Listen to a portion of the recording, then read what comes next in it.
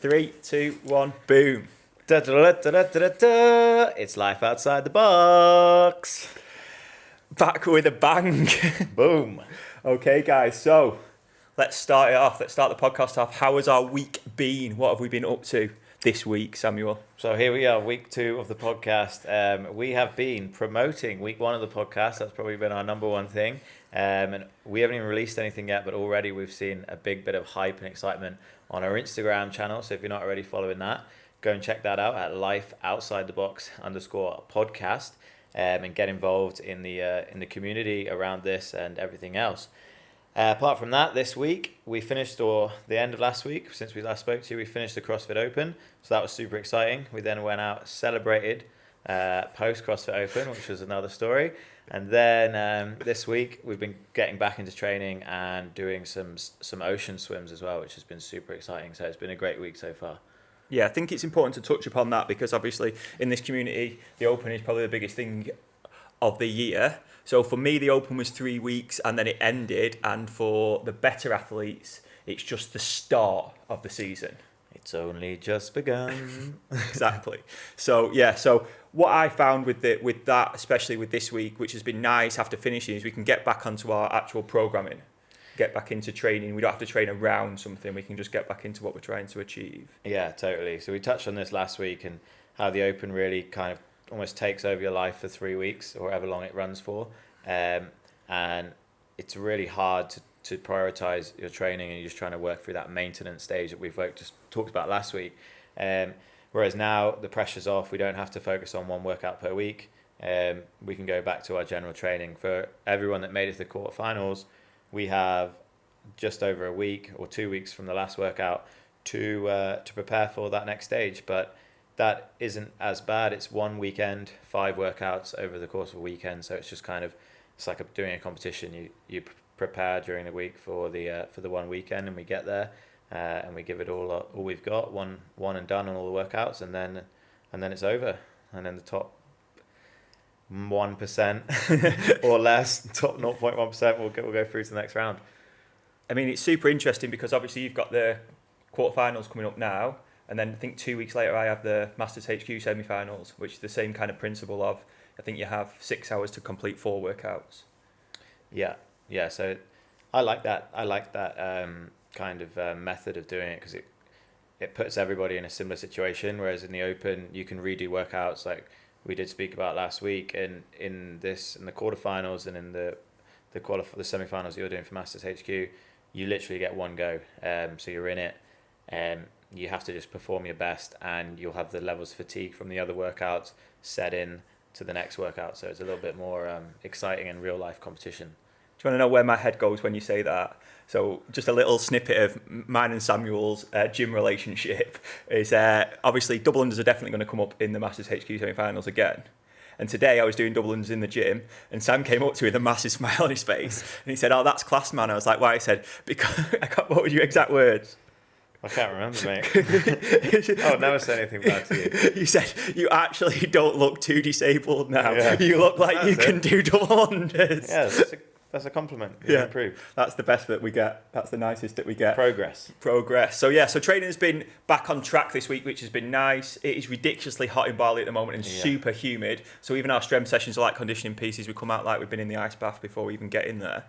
Yeah, well, the sauna, mate. Well, I just let you.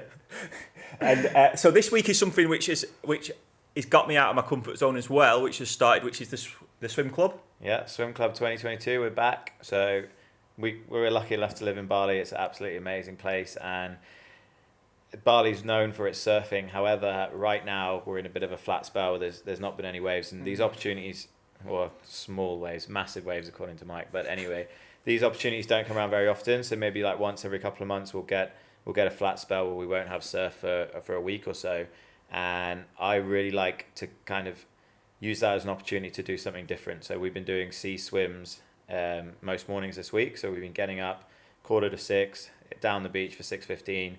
There's been a group of 6-7 of us, and we're going out into the water and we're just swimming at the speed of the slowest person, basically. So it's not a race. It's not like too stressful of training. It's just a good time, and the sun's coming up and the sea is just super calm, There's no wind, and it's like swimming in a lake, but it's beautiful and warm. Well, I'm going to put a little cravat to the swimming in a lake thing. Yeah, Mike is still in the shallow end. Yeah, so because obviously I've not swam properly for a very, very long time. I like to try and do like a fartlek principles. So I like to try and train. I like to swim for as long as I can, and then recover until I'm ready to go then, and then go again. But I like to walk whilst I recover. So I stay in Sam likes to call it the baby pool, because it means that I can stand up.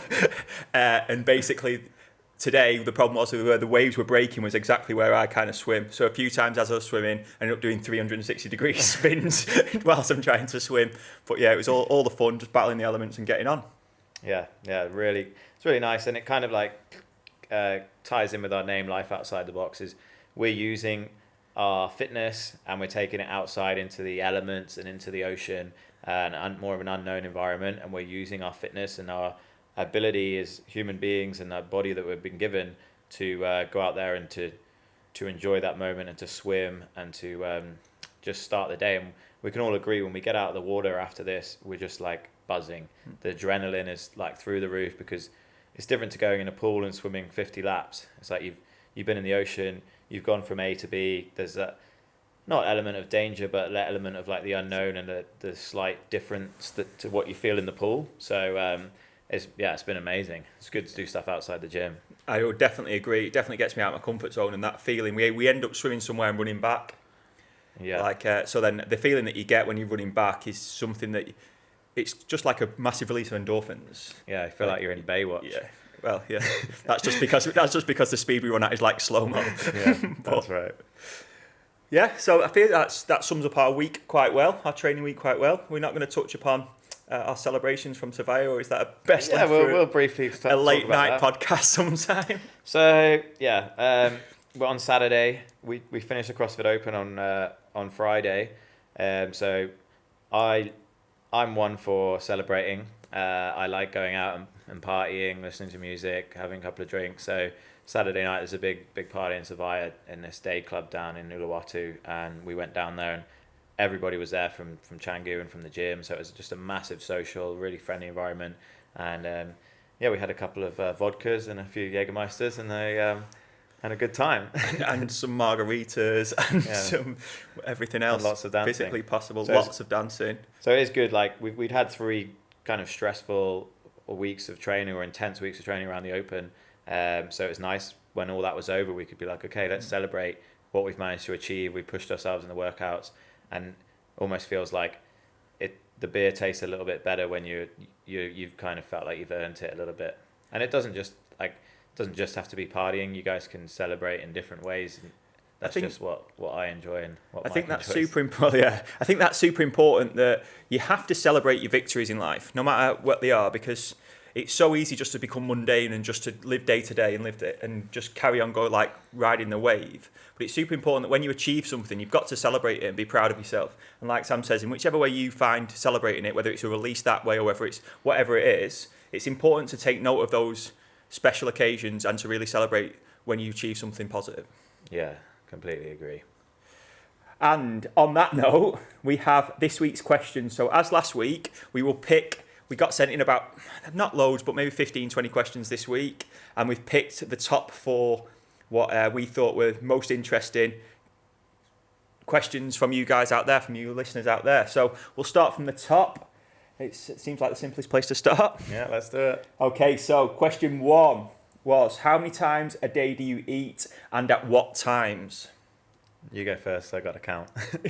So basically, this is a great question, because this is going to lead on to what we're going to talk about today. So we're going to talk about the differences in our topic about body composition optimization and sport performance optimization. So for me personally, all my meals come based around my workout. So I train twice a day, or if we're doing swim club at the moment, it's 3 times a day, which is ridiculous. But I train twice a day, so all my meals are based around my workouts, whether I want to train my aerobic capacity fasted or not, and then pre-workout meals, post-workout meals twice a day, and then I top up my calories when I need to around that.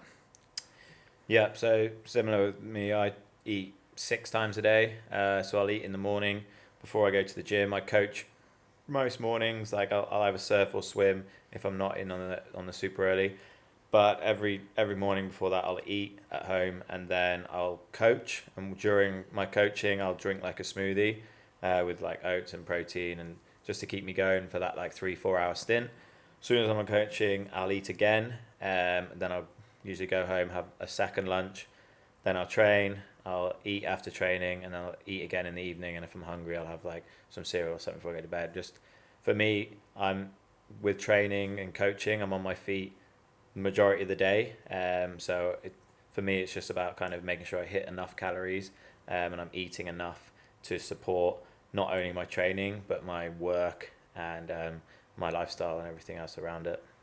The reason why I thought this was such a good question is because what we're going to talk about today is that for us both as trying to become better athletes, it's important to surpass numbers, whereas people who are trying to improve body composition trying to stay under numbers. Yeah, exactly. So that's why for us we eat so much, and it's based around our training day, around our TDE, so your total daily energy expenditure. So it's super different. If you'd have asked me, say, when I was competing in men's physique, or if you'd asked somebody whose primary goal is body composition, their answers would be totally different to ours.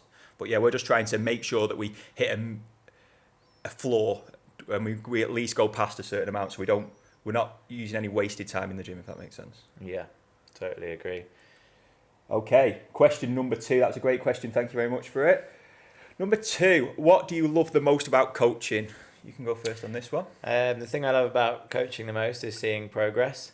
So I love just having like a group of people and stepping back after a few weeks of coaching them. So a great example for me is my weightlifting class. I've got a really good crew of weightlifters at Wanderlust, and sometimes during the class I find myself just stepping back and looking at everyone and seeing everyone lift really, really well with good technique. I just stand there for like 10 seconds and I get this like feeling of like joy and accomplishment, and I'm so proud for them that I can see that they've improved and they've actually got better. So the best thing about coaching for me is the people and seeing improvements in people. So it's not really a personal thing, it's more of like seeing them get better makes me feel better. So for me, that's why I coach, because I just love helping people and seeing the joy it brings them when they nail something or when they PB, and that's why I do it for sure. I think I would presume that would be 90% of coaches. So it's just, this is not the best paid profession in the world, coaching, but the enjoyment is in progression, whether it be yourself with your own CPD, or whether it be your clients or your athletes who are getting better. So for me personally, this is a really interesting question because I've made the leap over the last year or so to go into just online coaching. And one thing that I really, really miss about the gym floor is that one-on-one actual like relationships you build with people, and those one-on-one experiences where you actually get to just watch somebody achieve something amazing, or you can just make little tweaks in real time to them, and then when it's like when the penny drops, when you're like when somebody's doing something, it's nearly there, and you can just give them one little bit of information, and the penny drops, and it just goes from like a 6 out of 10 to an 8 out of 10 straight away, and the look on their face and the enjoyment and the accomplishment that they feel, and that's something that I really miss on like one-on-one training, one-on-one coaching. Yeah, that's it. That's a great question again. So, this was from a long-time friend of the show. What's your takeaway from the Open this year? I'm really happy with how the Open went. Like on a personal level, it's actually my best finish ever in the Open, and to do that coming off a 2-month break from CrossFit, I couldn't be happier. I think like the Open is a nice way to reassess your fitness. So you can look across, even though we only do 3 workouts these days, compared to 5 in the past, you can look across the workouts and your scores on the leaderboard, and usually you'll find each workout tests a slightly different element. So I can look across my scores and I can say, right, the last workout I got the worst scoring. So for me, I can reassess my training and say, right, gymnastics under fatigue is probably my biggest weakness. So I can then talk to my coach and say, look, I really want to work on this, and next year when the Open comes around, if gymnastics under fatigue comes up, I want that to be my best score rather than my worst score this year. So that's kind of like my takeaway from the Open is a great way to see not only where your strengths are but where your weaknesses lie, and then putting together a plan to master those. So for me last year it was double unders. I had a workout at double unders and it was my worst score because my double unders were just terrible, and this year I spent working on my double unders, and then double unders came up and I did all my double unders unbroken. So for me, I achieved my goal from last year, so I reset this year, and that's my takeaway from the Open. I mean, again, this is a good question because we're at 2 very, very different points in a CrossFit kind of careers or CrossFit journey, for me it was super interesting doing it. I did play around with the open a little bit last year with no training, but under no conditions. So this year it was super.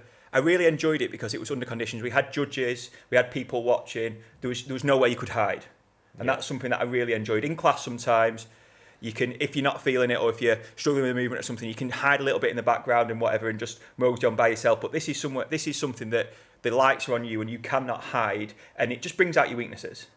And that's something that I really enjoyed because, like Samuel said, it's something that really pushes to the forefront your weaknesses. It gives you something to work on. Do I feel like... this is... I may be wrong here, but I feel like there was, out of the 3 workouts, for me personally, there was only one real, what I would expect to be a CrossFit workout. The other 2 were more kind of strength and conditioning. And that's why if you look at my scores on the leaderboard, the first 2 workouts were good and the third one was poor. And that's because I'm super new to CrossFit and the skills in CrossFit. And that's why I struggled on that workout, whereas the other 2 workouts were workouts that no matter whether you do CrossFit or not, you can get through those workouts with decent strength and decent conditioning. Yeah, I agree to a point on that. It's like, if you've got the task of programming 3 workouts to test fitness as a whole over 3 workouts, it's not an easy task. And I feel that the first workout was a really good test of kind of just like mental determination. I'd say to everyone that was just as much a mental workout as it was a physical. All the movements were quite achievable and easy, and it's how far could you keep pushing, how far could you keep going. The second workout, I do believe it was still a good test of strength, because even though those deadlifts were only 100 kilos, which might be light to some people, by the time you got through into that second half of the workout, that 100 kilos definitely felt much heavier. So it was a decent test of strength. And then the last workout, I think, was enough of a separator where we had still high skilled gymnastics, and then the way the barbell weight was ascending on the thruster as it got heavier through the rounds still added enough to stop anyone that's really good at gymnastics being able to just dominate the workout, because they would get slowed down on the barbell. And the double unders in there to spike the heart rate a little bit was a nice sneaky addition as well. So yeah, maybe one more week where we'd have more Olympic lifting, so it wasn't really a test of weightlifting. But the way the season kind of rolls out now, the Open should be designed for everyone to be able to take part, so no one should feel like they can't do it. And then the quarterfinals is an opportunity for the programmer to then test the athletes that are in the top 10% that are more competent with performing higher risk movements, like things like snatches, overhead squats, ring muscle ups, under more fatigue, rather than kind of forcing the general pop to potentially put themselves in a compromised position trying to do a heavy snatch after a 10-12 minute workout. Isn't a very smart thing to do for someone that's not conditioned or used to doing that style of training. So I believe that the quarterfinals are a great addition to allow us to test a little bit more, make the test a little bit more challenging, and keep the Open a little bit, not easy, but lower skill, so we can still test the fitness. The fittest people are always going to come out on top, but the risk versus reward, which you kind of saw from CrossFit a little bit this year, with a step down on the box to try to make things a little bit more less risky than the other way around.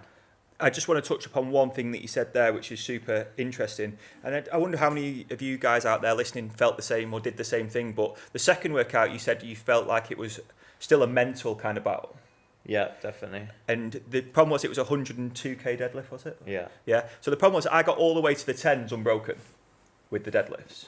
And then because I'd watched the videos of people giving you tactics before, and they'd all said, break it up before you feel like you need to, break it up before you feel like you need to. For some reason, like an idiot, I started to break it on the set of 10s. Yeah. When I didn't need to. So is that a mental weakness from me, not kind of believing in my own ability and to not carry on, or was it just and listening to what advice people had given? Or Yeah, for me, I would say that it's not letting external factors change your decision making. So competition is a great example. If you have someone in the lane next to you and you go into the workout with a plan, say on that workout, I'm going to break the deadlifts in the round of 6, and then the person next to you is slightly ahead of you and they don't break the round of deadlifts, and then you change your strategy and start going unbroken, then immediately you've already put yourself in a compromised position, because you're not in control of the workout now. That person's in control of that workout for you. So it's the same, like if you watch a video online and you start second guessing yourself in the workout, because yes, it's going to be hard. Your brain's going to start giving you reasons to want to stop. You've got to stick to your plan. So if in your head you're like, I'm going to do the deadlifts unbroken, you've made that plan. If it falls apart, you know you've got a backup plan. But for me, talking to my athletes and making sure they know their exact numbers, like they know when they need to break. So we can sit down and come up with a plan together and say, right, realistically, where do you think you're going to have to break this up? And they'll say, okay, I need to break it on the fives. I'm like, okay, so no matter what, we're going to break on the fives, even if you feel amazing. Because in a CrossFit workout, it's not won and lost in the first half or even first 3/4. It's all about the last half and the last quarter of the workout where you can make up. So it's being confident in your abilities and using the data from your training. So any time you've done deadlifts in the past, you should have an idea of how many you can do before you need to break, or the feeling that you get before you need to break, or when you feel like, yeah, I feel good, I can hold on, I can push it. So it's not letting external factors change your decision, especially mid-workout. Yeah, I would agree with that after my experience, 100%. So our last question of the day, which kind of sums up our podcast really, really well. What is your favourite activity to do outside of the gym? For me, like I like living in Bali because of surfing. So I grew up surfing. So for me to get in the water in the morning and go for a surf is amazing. I also enjoy like mountain biking and using my fitness outside of the gym, basically. That's definitely true for you. For me personally, I'm a bit of a foodie. I love food, so I like to go out and explore and find new restaurants and find new kind of places to eat and places to socialise. I guess I like socialising in specific windows, not every single day, and I think for me personally, I'm just like food. It's to go out and find new places and enjoy new experiences, enjoy new food. Yeah, Bali's definitely the place for that. Yeah, it definitely is. Okay, guys, so question time is over. What we are going to do now, we are going to look at today's topic. So today's topic is the difference between body composition and sporting performance as a primary or optimal goal. That's right. So what we're going to do first is we're going to kind of set the scene here and look at some amazing athletes who don't adhere to society's view of what health or fitness should look like. Yeah, that's it.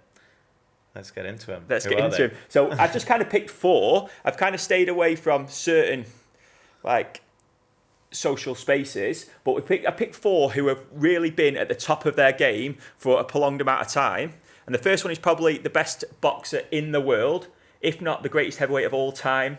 He may go down in history as that, but it's Tyson Fury. Yeah. So yeah, you look at these people, and if you were to have them line up, or you see a picture of them lined up, and you were to ask to pick that person that you feel is the heavyweight champion or the fittest person in that group, you might not necessarily pick these people. Well, I feel like Tyson Fury is a great example because probably the top 3 boxers in the world are Tyson Fury, Deontay Wilder, and Anthony Joshua. Now, if you put those 3 in a lineup together, Tyson Fury is the best boxer out of 3 of them, and he's heavyweight champion of the world. But you put the 3 of them in a lineup together, you would pick the other 2 as athletes, and you wouldn't pick him as an athlete. Yeah. So that's a great example of somebody who is at the top of sporting performance, but would not adhere to to the society's aspects of what health or fitness should look like. The next one we're going to look at is possibly the most talented English footballer of all time, is Wayne Rooney. Yeah. So Wayne Rooney is somebody who, throughout his career, definitely dealt with body image being portrayed on him. I don't know whether he particularly cared or not, because he was the best footballer of his generation, definitely English. You're showing your age, generation. Yeah, but it's he definitely dealt with outside influences, calling him fat, saying he was overweight, all these kind of things, and yet he just dominated at his sport. Yeah, exactly, and it's hard. Yeah, it's hard because these people, they might feel external pressure to want to change the way they look to kind of fit the category. Like he might be with other football players on the pitch. Like I know, like people like Cristiano Ronaldo are like in great physique, and standing next to them, as an athlete, you have to focus on yourself and believe in yourself, and not get, just like we spoke about in the previous thing, is not getting drawn in by external factors, because maybe if he did try to cut weight, he wouldn't have the same energy, he wouldn't have the same power, and he wouldn't have the same game that he would have if he looks the way he did. So it's believing in yourself and knowing that you're the right body composition for what you are doing and what works best for you. I think we're going to touch upon something here slightly later on in the episode, something called Red S, which when you're trying to change your body composition by going in a calorie deficit, Red S becomes a problem, and then stress factors are like the primary kind of first point of call here. So if you're putting your body under immense amount of stress like a professional footballer does, and then you're trying to be in a calorie deficit, you could cause injury that way. Yeah. And that's something we definitely don't want to do. Yeah, risk versus reward at the end of the day. So we're going to leave him till last because I feel like that's more of our space. Okay. So next one, the greatest quarterback of all time, Peyton Manning. So Peyton Manning has definitely dealt with a lot of body shaming over the years because he doesn't look anything like 90% of American footballers. Because 90% of American footballers look like they've been chiseled out of stone, and they could just walk down the beach and people would take pictures of them like they were in a physique competition. But Peyton Manning is the greatest quarterback of all time. He doesn't look like that in the slightest. He released his workout program last year, which was all kind of plyometric movement kind of stuff. And he basically released it saying, look, I've dealt with all this over the years, all this kind of stigma of not looking like people expect me to, but this is the stuff I do here to become better at the sport I do now, which has led me to dominate for 10, 15 years as the best quarterback of all time. Yeah. It's just interesting to see, like, we didn't just pick one sport here. Like, we've got 4 different sports, and we're talking about not just people that perform well in the sport, but people that are like actually dominating in the sport for years and years, and that they're names that will probably be remembered forever, and that they're not the best looking guy on the pitch or the best looking guy in the gym, and they're still able to dominate their sport. So maybe there is something to be said about this. I mean, we could have even gone with LeBron James. He's probably not as extreme with his aesthetics, but if you actually look at LeBron James's training program, when he squats, he does like these like kind of 33% squat down, and he got so much stick for it being released on Instagram because they was like, oh, you're not even breaking parallel, you're not getting anywhere near its parallel. And his trainer's response was, when in a game does LeBron James have to break parallel to jump to slam dunk the ball? He doesn't. So why am I going to train? Why is he going to train there? Because he doesn't need to. He's training what is optimal for him to be the best at his sport. Yeah, exactly. Like we say with training all the time, is like everything you do in the gym, you have to be doing for a reason. Like, especially if you're an athlete, like there's no point just going in and training for the sake of it. Everything you have to do in the gym, you're doing to get better at the sport that you're trying to do. So, yeah, I completely agree with that. Well, we're going to talk a little bit later on about the difference between working out and training, and that definitely comes into there. Stay tuned. So the last one on the list is Patrick Vellner. Yeah, so this is kind of like an ongoing joke in CrossFit, that Pat Vellner is kind of like the dad on CrossFit, or he looks like the spectator that's wandered on Ben onto Smith the pitch. as well, though. Ben Smith when he won the CrossFit again Games. With Ben Smith. Like, these guys, obviously, they're still in great shape and they're phenomenal athletes. And fair dues to Pat. You're probably not listening to this, but I know your body composition has changed recently and you're an absolute monster. But still, in the earlier days, he put himself in a position where he was eating to perform. And it's just a classic quote, like, eat to perform. It's like you want to be having enough calories and enough energy so you can perform at a high level. And especially when you're doing say, for example, the CrossFit Games, this is a weekend or a week where these guys are doing like 15 workouts, and if they don't have the energy to sustain them and to be at the top of their game, they make one mistake in one workout that could literally cost them a place on the podium. So yeah, Pat Vellner is also a great example. If you don't know who we're talking about, just you can Google search these guys and get kind of a picture for yourself. But yeah, we found a picture of Pat actually yesterday, and it was lined up with like 5 guys in the gym. And these guys, they were great athletes, but they weren't CrossFit Games athletes. And you'd look at all of them, and to like the naked eye, you would say, oh, that guy looks really fit because he's got big arms. That guy looks really fit because he's got big abs. But then Pat Vellner's standing there, and he's still in great shape, but you wouldn't pick him out of the bunch just because that's what kind of social media and life has kind of told us, that, oh, if you've got abs and great arms and you're lean, then you're obviously in good shape. Before we move on to the two kind of principles we're going to look at, I just want to talk a little bit more about Patrick Vellner, two things that you touched upon. And you touched upon the fact that over his CrossFit journey, he has become more what society would, his body has become more what society would perceive as fit. Now, we're going to talk later on about when your primary goal affects what secondary happens to you. So what's happened there is that he's stuck to the plan. He's stuck to believing, I just want to be better at this sport. And over time, as a secondary effect of that, his body has now started to change over time, which I think that's super amazing. Yeah, exactly. And the other debate that you can have here is you can take an Ironman athlete that is 60, 70 kilos and looks very skinny, and you can take a CrossFit athlete that's 80, 90 kilos and stacked on a muscle, and you take a picture of the two and you give it to 10 people in the street and you say, okay, who's the fitter guy? And just because they're both on par, they're both at the top of their sport, and that's what you've got to realize is there's so many different sports out there. Like easy example, 100-meter sprint and marathon is like they're both at the top level runners, but at other ends of the scale. So they're going to look completely different. One isn't particularly more fit than the other. They're just, their bodies are built differently to achieve whatever they're out to achieve as their sport. Well, just being an unbelievable athlete. So, I mean, let's take one person off that list there. So let's take Wayne Rooney, for example. If Wayne Rooney would have decided to play rugby growing up, not football, I'm very, very confident he'll end up being a very, very high-level professional rugby player because he's an unbelievable athlete. But he would have probably looked very different to what he looked playing football because his training and his nutrition would have been different, but he still would have probably attained like the success that he attained that way. Interesting stuff, guys. Hey. So now we're going to get a little bit more scientific now. Here we go. Here we go.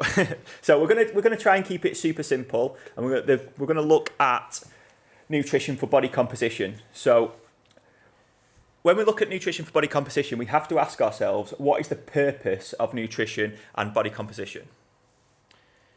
Yeah, so it for me, it depends on the sport. Nutrition, if you are in a sport that requires you to perform well, whether that's CrossFit or any sort of thing at endurance level, or you're trying to step on stage and do a bodybuilding show or bikini show or whatever it is, then it's going to be completely different things. Yeah. So when we're looking at nutrition and body composition, it's super different when we look at it from sporting performance. So when we're looking at it for body composition, we're looking at to improve body composition markers, so fat-free mass, body fat percentage, and lean muscle mass. So when people are trying to say look good on the beach for aesthetic purposes, they're not looking at how the nutrition is aiding or going against their training or workout performances, because all they care about, their primary goal is to look good on the beach, say for example. So then what they're doing there is, there's only three, we're going to break that down to three kind of purposes. So you can do it as a calorie deficit, as a maintenance calories, or as a calorie surplus. So if you're eating in a deficit, we're going to reduce body weight. If you're eating at maintenance, we're trying to maintain body weight. And if we're eating in a surplus, we're trying to add body weight. But this is super basic. So the difference between kind of body composition and sporting performance is it's kind of basic nutrition, because it's those three kind of goals there. Now, the overall energy expelled in a day is between those three things. So we're either in a deficit if we're trying to lose weight, we're in a maintenance if we're trying to stay the same, or we're in a surplus if we're trying to gain weight. But that is all just body composition terms. It doesn't affect, the nutrition that we're doing doesn't affect our workouts or our training. Now, however, some problems can arise with these, because when you're only thinking about your total calories throughout the day, you're not thinking about the little things that make the difference up. So we're not looking at our micronutrient deficiencies. So micronutrient deficiencies are super, super important, because micronutrients are so overlooked in body composition, because all people care about is either being in a calorie deficit so that they can be reducing body fat so that they can look better on the beach. And they're not thinking then whatsoever about micronutrient deficiencies. Yeah, so for me, I went through a stage where I was counting calories, and I was making sure I had all my macros laid out, and my sporting performance definitely went up. However, the variety in my diet went down, because for me, I just wanted to make it easy. So I ended up eating the same, basically 3-4 meals every single day. So I had little to no variety in my protein. I was just pretty much eating chicken, so I wasn't eating any other like protein sources, and it that's a really easy way to miss out on a lot of different micronutrients and variants in the diet, because you're just trying to look for the easy way. I was like, I know if I eat this meal for breakfast, this meal for lunch, this meal for dinner, then I'm going to be bang on with my macros and I'm going to hit my target, and that's the base minimum that I need. And I wasn't really caring about the little things and the micronutrients and the nutrient deficiency that I probably was in. But the thing there is what Sam said there is, it's kind of an in between the two. Yeah. Because you were still looking at your macronutrients. So when people get carried away with body composition, all they care about is being in a calorie deficit. They don't even care about how much protein they're having or how many carbs they're having or what fats they're getting. Okay. But what you were like in between the two. So you were still in a calorie deficit because you wanted to change your body composition, but you're still hitting macronutrients. Yeah. So you kind of focused on body composition in the best way possible by looking at macronutrients. So another kind of, we'll just go through quickly here, just some kind of micronutrient deficiencies that we can kind of not expect, but that you'd be shocked about how many people kind of do suffer with them. So if you look at like iron deficiency, so for those people out there who want to know about iron, you have heme or non-heme iron. So heme iron come from animal sources, and non-heme come from plant-based. Now the problem with animal sources is that obviously some people like to be plant-based dieters, they don't like to take on kind of animal-based products, but animal-based products in heme iron will absorb between 15 and 35% of the iron in the animal sources. We will take that on board, which is good. And then, but the problem is then that people who only eat plant-based, their non-heme iron sources will only absorb 2% of it. So even if you are a plant-based diet or you're eating iron sources of plant-based, it's still non-heme, so we're only going to get 2% of that iron absorbed. Now we can take vitamin C, which will like kind of bind to the iron, which will help us absorb things, but still it's only going to be 2%, which is still super low. So if any of you guys out there are plant-based dieters, I will 100% support you if it's for ethical reasons whatsoever, but you need to be looking at supplementation to try to up our iron sources 100%. And then obviously you have to look at like women when they're menstruating as well, because obviously you're losing a lot of blood.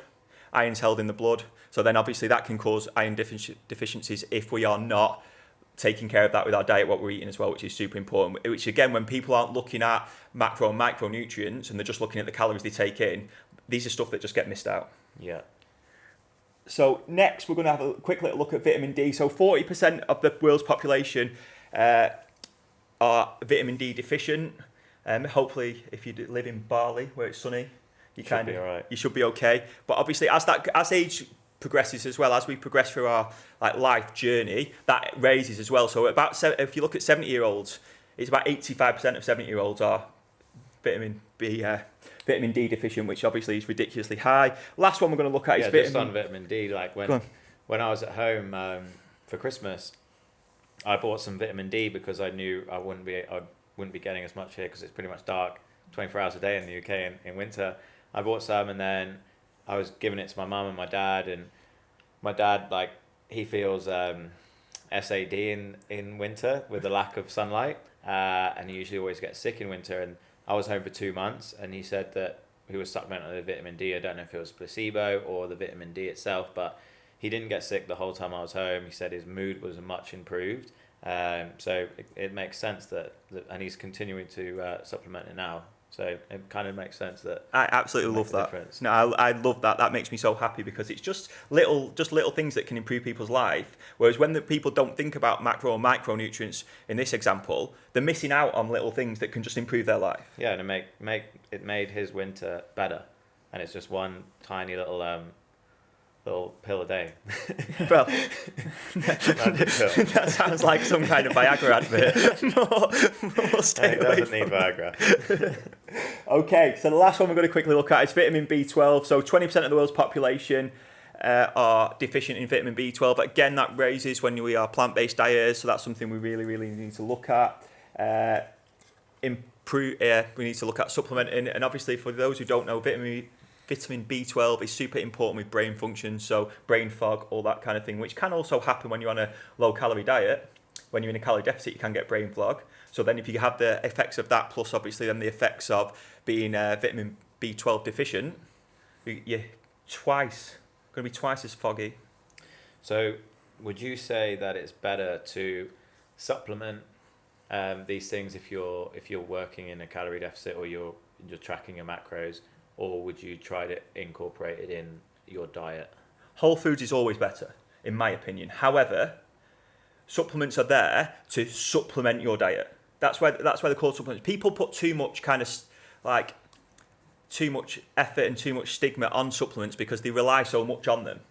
Now, I would always say to people, stuff like vitamin B12, vitamin D, iodine, iron, those kind of things, you're never going to overdose on them. So there's no problem with just supplementing them anyway if you're unsure. Now, if you're eating at a maintenance or a calorie surplus and you are eating a healthy, balanced kind of variety of foods, then we're probably going to be hitting them. But what's the problem with just supplementing anyway? Yeah. So if somebody wanted to know if they were low, is there a specific way they can find out? Yeah, well, the only way is if you're not feeling the symptoms. If you're feeling the symptoms, it's probably you're going to feel it. So what we spoke about before. But just blood tests. If you're in the UK, I think Thrive do them. They're like 50 quid, and you can they send you a kit. You prick your thumb, you just put some blood in a tube and send it away, and they come back and give it you. But yeah, when we were back home, I was doing my bloods every 3 months. Just to make sure. I was more tracking my testosterone kind of levels, etc., because I was super scared because I am 36 now. Really? Yeah. And so I was super scared that obviously, with age, guys, our bodies do start to slow down, do start to change, and it's super important that we keep track of these kind of things. Yeah. So you'd recommend people to, if they're listening to this, to go and get their test? If they start to feel any of the symptoms. If you feel the symptoms. Yeah, if you start to feel the symptoms. I mean, the simplest thing is with everyone, say you're starting to feel, so if we look at the symptoms here for vitamin D, so if we're starting to feel muscle weakness, bone loss, increasing stress factors, all those kind of things, and we're in a calorie deficit, we can think one of the two things. We can think that we're probably either low on vitamin D, or we may be experiencing red S, which is what we're going to talk about now.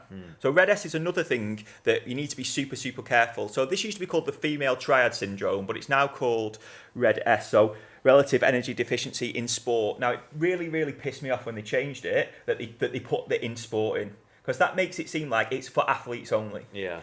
And it's definitely not. Guys, if you are in a calorie deficit for too long, too harsh of a calorie deficit for too long, your body is going to go into 2 stages. So at a super primal level, our body only has 2 things, and its survival is number 1. And secondary, it's to reproduce, which I know sounds super, super primal and caveman kind of thing, but that's where we came from.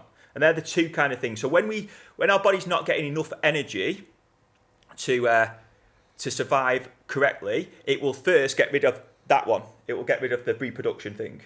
So and that's what red S basically, that's one of the kind of primary kind of concerns for females in sport or in life, is that when their body starts to go into a shutdown mode almost, they'll start to lose their period. And I'm sure that the people out there listening, loads of people have experienced this. Since I've been to Bali and we speak to people, at least 25 people, 30 people come to me and say, I was in a calorie deficit, I was training every day, and I lost my period. Yeah.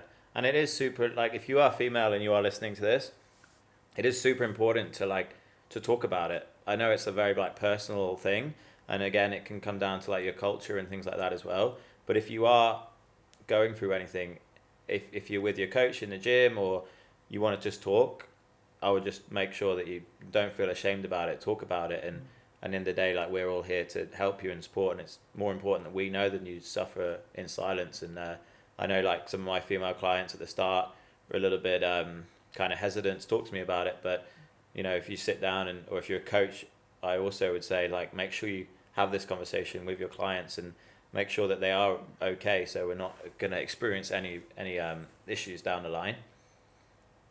There is a super. Sam's just touched upon there something which is super important in our profession, is to be professional.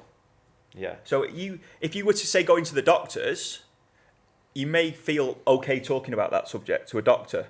So why do you not feel okay talking to your coach about it? Your coach is still a professional. Yeah, exactly. Yeah, I completely agree. Don't feel ashamed about it. And if the coach doesn't understand about it, then that coach will say to you, okay, I'm going to go out and do my research or outreach to somebody that can help them. And then it's a great way for the coach to to build on some personal development as well, and then he then has this new bank of knowledge, or he or she has this new bank of knowledge that they can then pass out to their current clients or their future clients, because some female clients that I've had, they've just kind of like, they've not spoke about it, and then I've brought on new clients and it's been a real priority to them, and I've learned more about it, and then I've introduced that into my current clients, and they're super grateful that I've got the knowledge around it, and I'm there to support them through their cycle. The amazing thing about the human body is that it's repairable. It's treatable. Yeah, it's, totally. So the second you talk about it, and your coach will start to, or your nutritionist will start to build your calories back up to a point where your body is no longer in like shutdown mode, is no longer in like preparation mode, kind of like preservation mode. That's the word. So when your body is no longer in preservation mode, it will start to come again. It will reproduce those thingies. So if you are struggling with this out there, don't feel like it's something like you've destroyed your body forever. Yeah, it's and don't not. feel like it's normal, because it's not normal. Like if people are like, oh, I'm training, so yeah, I'm going to lose my period. Yeah, It's well, like, there's a super famous CrossFit athlete, Sarah Sigmundsdottir, and she spoke a lot about it, which I think was really, really good. And she said that the exact same thing on a podcast I listened to. She said, I thought when you become an athlete, it's just normal to lose your period. yeah, exactly, and that's such a common thing now. That again, like me and Mike, we're not females, but so it's hard for us to like fully understand what you guys are going through or girls are going through. But this is a massive topic as well, and I think it'd be awesome. We'll bring someone on in the future, a female that can we can really spend an hour like going into this menstrual cycle, which would be really, really good in the future. Well, something that Sam touched upon there is saying that we're not females, but males can experience a similar thing when they lose sex drive. So a male kind of side effect of Red S would be to lose sex drive. So it's going to sound super crude, but most males in a healthy testosterone range will wake up in the morning with an erection. Oh yeah. Okay, no, but it is, but that's kind of the truth. Well, maybe not every morning, but the majority of mornings. So if you're training super hard and you're experiencing some of these side effects we're going to talk about here, and you as a male have lost that could be a sign that you are in Red S yourself. Your body's not getting enough, because just like females, if your body's not getting enough calories to function, that's going to be the first thing that goes, because your body's super clever, super sensible, and it thinks, I can't even really look after myself. Why am I going to reproduce and bring somebody else into this earth that I might not be able to look after because I can't even look after myself? Yeah, that's like the most simple way that I've ever heard anybody say it. So the body is so smart that if you're not getting an erection, then your body's not prepared to want to reproduce. If you're not getting a period, your body's not prepared to reproduce because something is going wrong and your body is focusing on surviving, not reproduction. 100%. So we will just quickly list off some of the symptoms of Red S, because obviously we spoke about one and we will move on then to sporting performance. But stress fractures we spoke about before, weight loss, underweight, which I'm guessing that you guys that is actually a negative side effect, but most of you guys out there who are in a calorie deficit will think that that's a positive thing because you're losing weight, which is kind of, when we're talking about body composition as being your primary goal, and we're talking about trying to lose body fat and fat-free mass, losing weight, you guys are going to look on that on a positive thing. Period stopping, becoming irregular, we spoke about that. Reoccurring illnesses, so are you always getting cold, or whenever something's going around, are you always somebody who picks it up? Is your immune system super low?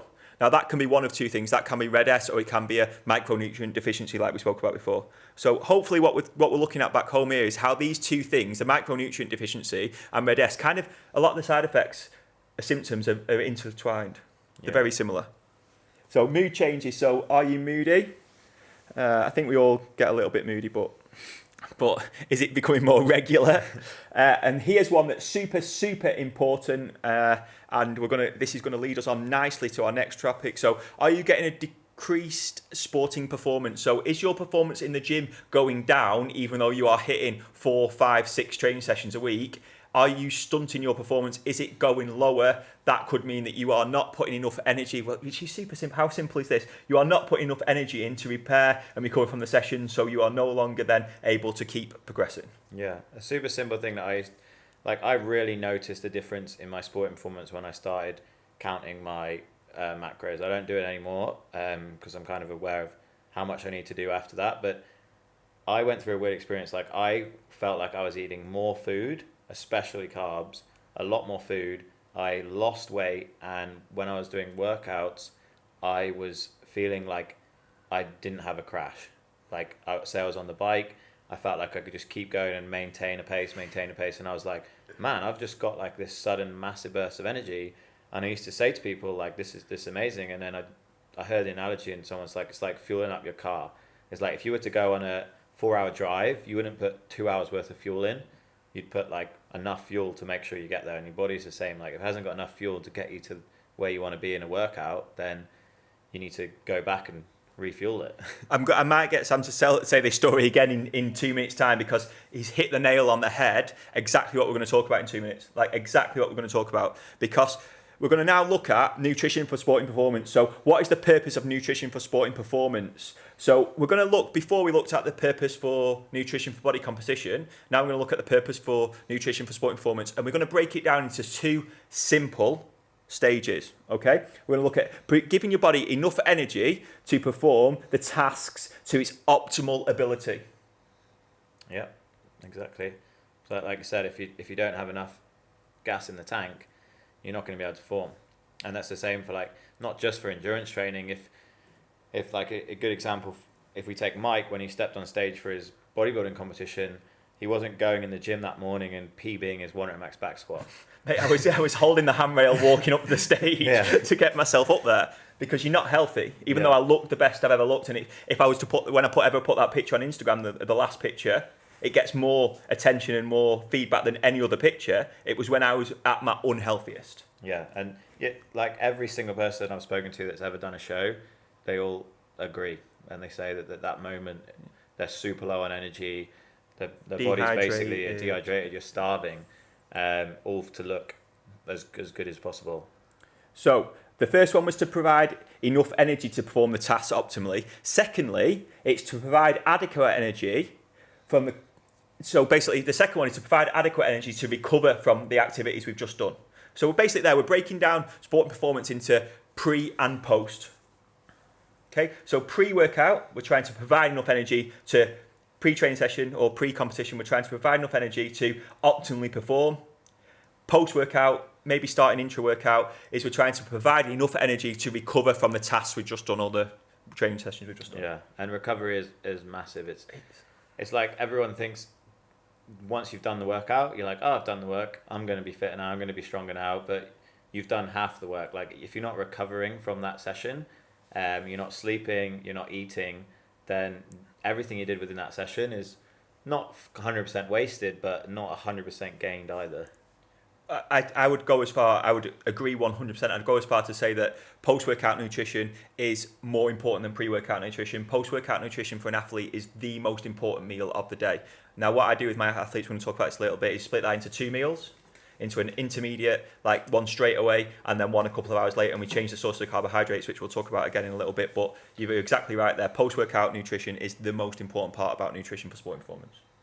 Yeah, and then if you're training, especially if you're training like multiple days in a row, and you have a big session on Monday and you go in on Tuesday, if you haven't recovered properly, you haven't got enough sleep, you haven't eaten enough, then your Tuesday session isn't going to be as good as it would have been if you had maximized your recovery, which is a thing that we see all the time. Is people like, I'm not going to rest this week because I don't feel like I need to, and they'll train and they'll come in and be like, I haven't had a rest day for 2 weeks. And I'm like, well, how are you sleeping? I'm like, oh yeah, I couldn't really get sleep last night, because their body's just in like a state of stress, fight and flight, and they're not able to relax and come down, and their body able to like recover to get back into their training and to make their training better. Well, a lot of people talk about this phrase, and this may get a little bit of clout here for this or whatever, a little bit of feedback, but everyone talks about this phrase of overtraining. I would prefer to argue with people that you're not overtraining, you're under-recovered. Like there's no way you can train twice a day if your sleep is perfect, if your food is perfect, if your programming is perfect, where you're not taxing the same muscles, where you're not, say, you can't smash your central nervous system twice a day, but you can smash it do it every third day. The rest of the time your training is based around that. Yeah, and it does come down to programming. It's like like we said all the time, everything you do in the gym, if you have a coach, your program should be specific. Like everything you do, you're doing for a reason. You're not just doing it like at the end of the workout. You shouldn't be ended every single day. You shouldn't be doing like 100% max effort like you feel in an open workout, just because it's going to be such high stress on the body, and it's going to decrease your ability to recover. For me, like, I can tell pretty much, because I've been training for CrossFit for like 7-8 years. I know when I'm overtrained or if I'm not recovering right, because I know that I won't be able to. I sleep at night. I'll wake up in the middle of the night and I'll just not be able to relax and let my body like calm and shut down. So I'll know the next day, or I'll speak to my coach and I'll say, look, I'm going to drop the percentages, or I'm going to take a rest day today, or I'm going to do some light cardio to kind of restart the cycle and kick in my recovery. I wake up at 3 a.m. in the morning, sometimes from nightmares of drowning at swim club. Yeah, exactly. So, but that's the other thing that we said as well, is everyone's different. Some people might, like, we live in Bali here. I'm lucky to have a 5-minute commute to work, and I get to work like 3-4 hours in the morning, and then I get a bit of a break and I go back to work in the afternoon. But some people, they'll get up at 6 o'clock in the morning, they'll like walk or drive or get public transport to work for an hour, and they'll work for 10 hours and then come home and go to the gym.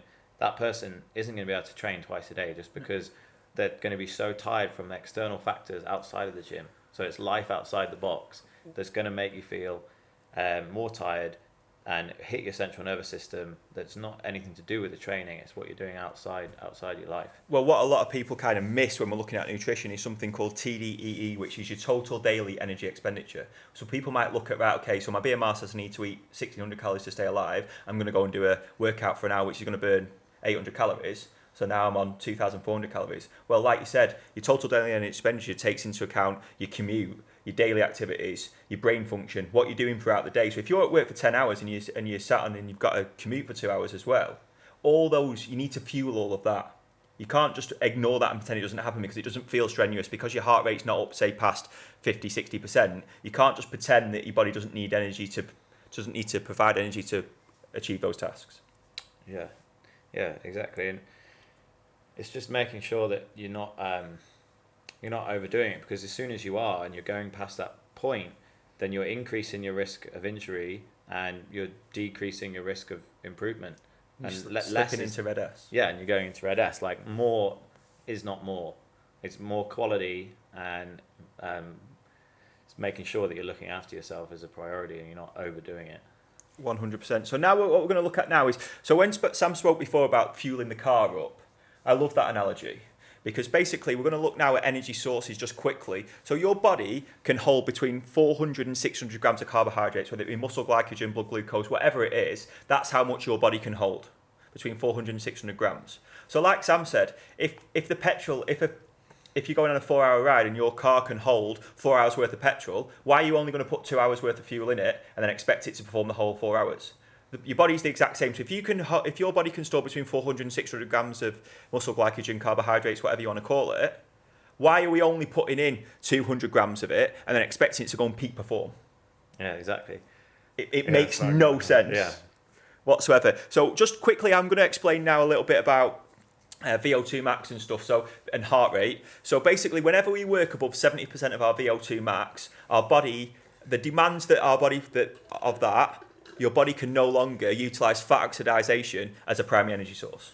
So we know that we can use fat oxidation to fuel our day, specifically our tasks at home or whatever kind of thing, and maybe some low intensity cardio. But scientifically, research shows that whenever we go above 70% of our VO2 max, our body can no longer, what happens is the demand for oxygen is so fast to fuel that our body can't oxidize fat quick enough, so it has to oxidize something that's easier to digest, easier to oxidize, which is carbohydrates.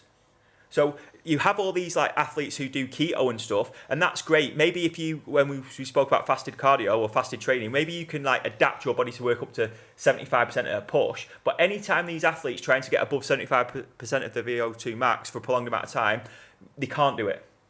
It's just their 75% may be good enough to be competitive. Yeah. But anytime you get above 70 or 75% of your VO2 max, your body relies on carbohydrates to fuel it, carbohydrate oxidation. Yeah. Simple science. It's super, super simple, but people kind of get away with it, kind of talk too much about it. Now, the problem here is that your body can obviously store, we're talking at a push there, 600 grams of carbohydrates. Your body might be able to store 6,000 or 7,000 grams of fat. So we want to try and utilize that because it's still an energy source. So then what we do is we're going to talk about this in another episode, so we're not going to talk too much, is we can train fasted to adapt our body to become better at using fat oxidation, but it will never get above 75% of our VO2 max, but we may be able to work at 65, 70% at a higher level, which will then save the carbohydrates for when we need to push. Yeah. So we're going to quickly talk now about, we're just going to take that a little bit further and talk that about nutrition timing for sport and performance. So the way that I like to do it with my athletes, I do it like as a 5-pronged kind of thing. So we start the night before. What we need to do is we need to try and get our muscle glycogen, our carbohydrates levels full. So let's go back to the car analogy because it's super simple. The night before, we're topping the fuel up to make sure that it's 100% full. Yeah. That's what we're doing. Then when we wake up in the morning, at least 2 hours before our event, whatever it may be, we're just making sure we're topping that fuel back up in case when we're asleep at night, it's emptied a little bit just to stay alive. Because obviously when we're still sleeping at night, your heart's still beating, your hair's still growing, your immune system's still working, all these things are still working, so we're still using some form of calories, some form of energy. So all we're doing then when we wake up, as long as it's 2 hours outside of our competition time, is we're topping that fuel back up. Yeah. Agreed? Yeah, I think a lot of people think that I'm only burning calories when I'm in the gym. Yeah. But like me and Mike sit here for the last hour, we're still burning calories because we've already worked out once today, so our body's already starting the recovery process, our metabolism's working, and just to breathe and to speak and to keep ourselves alive, we're burning calories. 100%. So then what we do then is 15 minutes before a workout, we're going to take on some simple carbohydrates. Now, something that me and Sam talk about a lot when we're talking about our athletes is that you never change anything on competition day. You don't change anything. You eat foods that you know are easy to digest for you and you know how your body reacts to them. So 15 minutes before, I say to my athletes, right, what you need to do now is you need to we need to get some simple carbohydrates down you that are super easy to digest, that are going to spike our insulin levels. So whenever we spike our insulin, we won't try and get into too much detail, but all insulin unlocks the muscles and allows our body to shuttle glycogen, which is carbohydrate, into our muscles. That's all insulin does. It's like a transporter. It's like a train. It carries carbohydrates where we need to go. It unlocks the muscles and it shuttles carbohydrates into our muscles. Super simple. That's all insulin does. Don't let anyone tell you it does anything else because they're lying. So that's all. So 15 minutes before, we're trying to spike our insulin levels to basically shuttle any blood glucose, muscle glycogen into the muscles, so we're ready to go. So again, our car is full, our body is full, we are fully fueled for what we need to do. Yeah, exactly. Like for me, just to use an example, like I will have a watermelon juice just before I train. Like I buy watermelon, 200 grams, blend it up, and just drink it straight away. And I notice when I have it and when I don't have it. Well, I mean, that's even a little bit more in depth because obviously, it's great. It's great because during exercise, everyone kind of uses this platform of between 30 and 60 grams per hour of carbohydrates, of simple carbohydrates we need to take on board. Now, the actual number is more like 0.7 grams per kilogram of body weight. That may work out between 30 and 60 grams, hopefully. Now, blood glucose levels, etc., are being monitored by our body the whole time when we're exercising. But what we need to do then is, if we're doing a prolonged workout, say that's an hour long, we need to fuel it. We need to fuel as we're going into a workout lean. Now, what all this research shows out there, that if we can mix fructose and glucose together in our intra-workout drink, our body can absorb that and can push for carbohydrate oxidation quicker because of that mix than it can do just with glycogen by itself. So what you're doing there with the watermelon is we're stocking up basically on fructose, which is perfect. 100% perfect. That's what we're trying to do during. Now, this is where the fun starts, post-workout. So the most important time post-workout. So what I try and do is 15 minutes post-workout is I will work on a ratio of either 3 or 4 to 1 grams of carbohydrates to protein. So what you'll see is a lot of people taking on protein shakes straight away because they're trying to get a jump on muscle protein synthesis. They're trying to get a bump up where our protein levels are positive so that we're trying to aid in recovery and repair and growth. Not miss out on the gains. Not miss out on the gains, but the problem That's is that what everyone wants. But if we're That's not, what everyone thinks. Yeah, but which there is some truth in there, but if we're not taking like it with a carbohydrate that's going to spike our insulin, how is it going to get shuttled around the body? Yeah. Without the use of that. So a 3 to 1 or a 4 to 1 ratio of carbohydrates to protein straight after. And so what we normally work on there would be like a 1.2 grams of carbohydrate per kilogram of body weight, and that will work out either 0.3 or 0.4 grams of protein per kilogram body weight, depending on whether you're on the 3-to-1 or the 4-to-1 ratio. And we're trying to take on simple carbohydrates there. Simple carbohydrates, fruit, ideal. Yeah, something simple. And I do a post all this time about bananas and protein shakes post-workout because it's doing easy. that. Easy to eat a banana and have a protein shake after workout. 100%. Now this is now the final part of the recovery process is 2 hours later or just outside 2 hours later. And now what I like to do with my athletes is keep the 3-to-1 or 4-to-1 ratio of carbohydrates to protein depending on what kind of athlete they are. I'm going to talk a little bit more about the daily goals in a second. But I like to now switch up my carbohydrate sources to more complex carbohydrates, which are slower releasing. So they do still spike insulin, but nowhere near as much, which means it takes the body longer to digest it and to shuttle it around to where it needs to go. But we're not in as big of a rush to do this now because we've already done it post-workout directly. Now we're just topping up our fuel again. Yeah. Just getting back up, putting the car, getting the fuel back in the car. Yeah. So if you guys like, I can kind of bring on a little bit of like an example from me. Like pre-workout, I'll have my watermelon juice. During workout, I'll sip a coconut, which we're lucky enough to have here in Bali. And then post-workout, I'll have a protein shake and I'll have a juice. So like blended fruit juice. And then I'll usually like coach. And then 90 minutes, 2 hours later, I'll sit down and I'll have porridge. So simple carbs, which I think kind of hits your... It could, like, the thing is, like, when you look at the science and it says it thingy, and then when somebody breaks it down like that and shows you just what they do, how simple it is, everything Sam does there basically just goes through like, okay, so he has some simple carbohydrates pre-workout to spike his insulin. He has some fructose during his workout to help aid in carbohydrate oxidation. And hydration. And then directly pre-workout, he has a fruit juice, which is full of fructose and simple carbohydrates, and a protein shake. And then 2 hours later, he has porridge with some added protein. Yeah. It's exactly those 5 points that we've just done. Sometimes you'll hear like these numbers 3-to-1 and stuff, and it can feel a little bit more complicated. But the reality is, it's quite simple when you think of it in like real foods. Which that couldn't go any better because that's exactly right. Now, what we're going to do quickly, just before we move on from this topic, is I'm just going to give you some numbers quickly that if you care about them, again, if you don't care about them, it makes no odds. But what we do with our athletes is our carbohydrates go between 4 and 12 grams per kilogram of body weight a day. So per day, you're between 4 or 12 grams of carbohydrates per kilogram of body weight, depending on what kind of sport you do. If it's a more endurance-based sport, you're going to be a lot higher. So if you're racking up the miles for a marathon runner, it's going to be a lot higher than obviously if you're just a strength athlete who's only lifting, who's doing 5 squats a day. Yeah. And then on the basis of that, now this is where that flips when we're looking at protein. So we could do between 1.2 and 2.4 grams of protein per kilogram of body weight. Again, if you're a strength athlete who's causing hypertrophy in big numbers, you're going to be one at the higher end of that scale. But if you're, say, somebody who doesn't cause as much hypertrophy but is more endurance-based, you're going to want to be at the lower end of that scale. Super simple? Yeah, simple. Okay, and then fats, obviously, all I use with fats are I use fats then to bump up the numbers to hit my overall targets.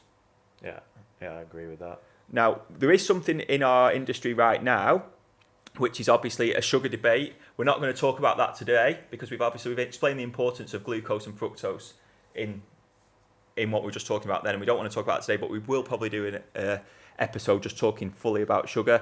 We're not going to talk about supplements today either because we're going to do a full episode on supplements, which ones work, why they work, and when we should take them. We're just going to quickly finish off this segment on the difference between working out and training.